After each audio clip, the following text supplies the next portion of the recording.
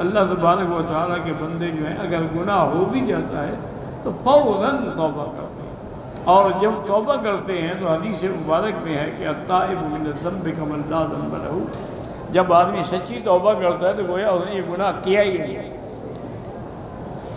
بلکہ ایک حدیث مبارک میں یہ بھی آیا ہے کہ جب آدمی توبہ کر لیتا ہے تو اللہ تعالیٰ سے فرشتے پوچھتے ہیں کہ یا اللہ اس کے گناہ کے آگے ہم لکھ دیں کہ توبہ کر دی؟ انہوں نے کہا نہیں، اس گناہ کو مٹا دو، رہنے بھی نہ دو اس کے۔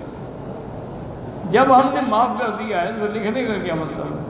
تو وہ باقاعدہ نامہ اعمال سے مٹ جاتا ہے، لیکن شرط یہی ہے کہ توبہ صحیح ہو، اور صحیح توبہ کے لیے یاد رکھو 3 شرطیں ہیں۔ یہ توبہ نہیں ہوتی جیسے ہم کرتے رہتے ہیں یا اللہ میری توبہ اور یا اللہ میری توبہ، 1,00,000 دفعہ توبہ اور 3 کروڑ دفعہ توبہ، یہ تو مذاق ہے، یہ تو استہزاء ہے۔ توبہ کا معنی یہ ہوتا ہے سب سے پہلی شرط کیا ہے؟ الاقلاع عن الذنب، اس گناہ کو چھوڑ دو۔ اور دوسری شرط کیا ہے؟ الندم، کہ اس پر ندامت بھی ہو کہ ہائے میں نے کیا کیا۔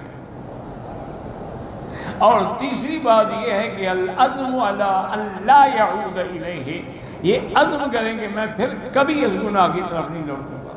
تو جب یہ توبہ کرتے ہیں تو گناہ معاف ہو جاتا ہے، لیکن اس کے بعد بھی اگر توبہ ٹوٹ جائے تو دروازہ بند نہیں ہوا توبہ کا، پھر توبہ کریں، پھر توبہ کریں، چونکہ حدیث میں لفظ ہے نا کہ کلنا خطاؤون، ہم سب جو ہیں وہ گناہگار ہیں، وخیر الخطائین التوابون، اور سب سے اچھے گناہگار وہ ہیں جو کثرت سے توبہ کرتے ہیں۔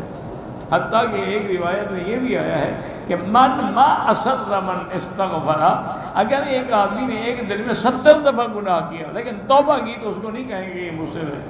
توبہ کی ہے تو اللہ تبارک و تعالیٰ اپنی رحمت کے ساتھ اس کے لیے دروازے کھول دیتے ہیں۔ بس شرط یہی ہے، کوشش یہی کریں کہ توبہ جب بھی کریں توبہ پکی ہو، توبہ نصوحہ ہو، اور اس کے بعد اس گناہ کے قریب بھی نہ جائیں۔